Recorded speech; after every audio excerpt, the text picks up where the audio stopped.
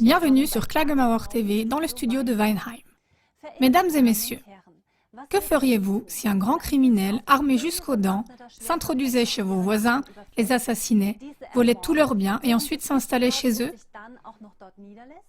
Exact, vous appelleriez immédiatement la police à l'aide. Suite à la situation en Ukraine, cet appel au secours a déjà atteint le Conseil de sécurité du monde sous la forme d'une pétition Internet russe. Cependant, il est plus que douteux que ce cri d'appel soit entendu. Car si nous regardons la coopération du gouvernement des États-Unis, de l'OTAN et de l'ONU par rapport aux grands criminels mentionnés ci-dessus, nous remarquons ceci. Plus de 18,5 billions de dollars de dettes d'État des États-Unis réclament leur compensation en or, en pétrole, en gaz naturel et autres richesses des pays dont le sous-sol est riche en ressources naturelles, pays d'Afrique, du Proche-Orient, d'Asie, mais aussi d'Europe. Les importants gisements de gaz naturel de Russie éveillent certainement des désirs du côté américain. Les dépenses militaires des États-Unis, qui selon l'Institut de paix de Stockholm, représentent avec 640 milliards de dollars américains, presque autant que tous les autres pays réunis.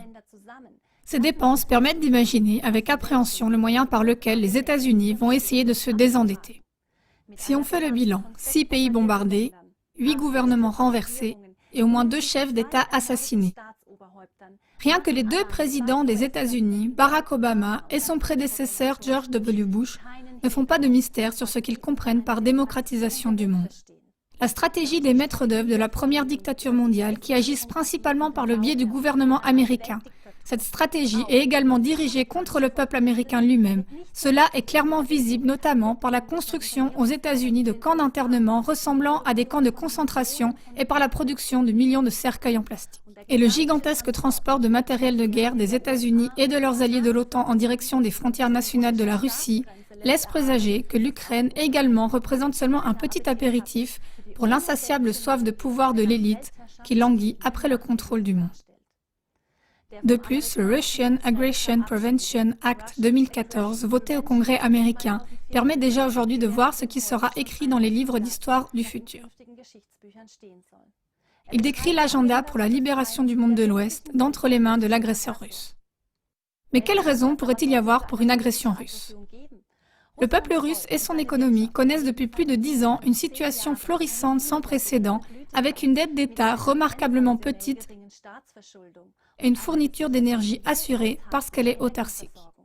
C'est pourquoi, au cours des dernières décennies, la Russie n'a pas eu besoin de bombarder un seul pays, de renverser un seul gouvernement ou d'assassiner un seul chef d'État. Pas même besoin d'intimider un seul pays. La question se pose de savoir comment cela va continuer si, en dépit de toutes les provocations et sanctions, la Russie ne fait pas la première attaque tant désirée par les États-Unis. Y aura-t-il alors, une fois de plus, une opération sous faux pavillon, c'est-à-dire une attaque auto-initiée qui sera ensuite mise sous le compte de la Russie? Le devoir des masses médias serait alors de pousser le cri de guerre et de diriger les nations du monde dans une 3e guerre mondiale foudroyante. Alors la vision qui a été sculptée dans la pierre il y a déjà 30 ans se réalisera, à savoir la réduction de la population mondiale à 500 millions de personnes.